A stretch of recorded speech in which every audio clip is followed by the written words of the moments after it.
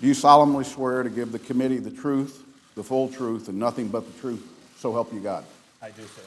Please be seated. In light of some of those comments, I have concerns about the morale throughout the IC, but particularly at the CIA at this point.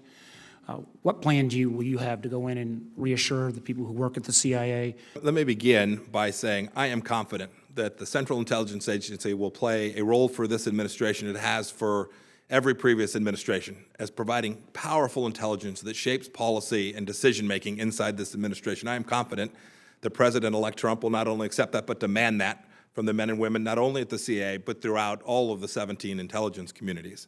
With respect to me personally, I have come to understand the value of the Central Intelligence Agency. I think benefit to our country. I understand that both of you have been a constant source of constructive and critical counsel to Mike. And your understanding as an officer in the U.S. Army, is military targeting of civilians a violation of the law of war? Oh, Senator, intentional targeting of civilians is absolutely a violation of the law of war. Based on open sources and information available to the general public and the conflict in Aleppo, Syria, have Russian forces conducted repeated attacks against civilian targets? Senator, based on open source reporting, it appears that they have.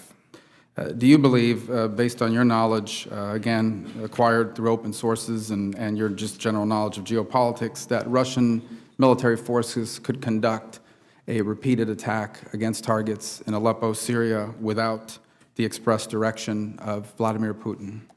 It seems intensely unlikely to me, Senator. Here, I'm going to reserve my questions until we get to the closed hearing portion of the hearing. Thank you, Mr. Chairman. Senator Feinstein.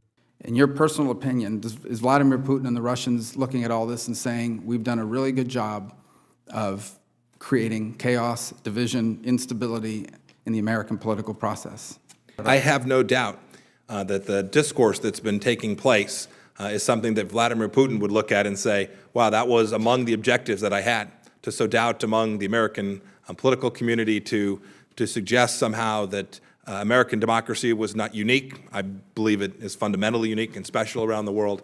It shouldn't surprise any of us at all that the leadership inside of Russia views this as something that might well redound to their benefit. To visit with you privately, you quickly reached out to members of this committee and met with us, and we'll have a chance to visit later today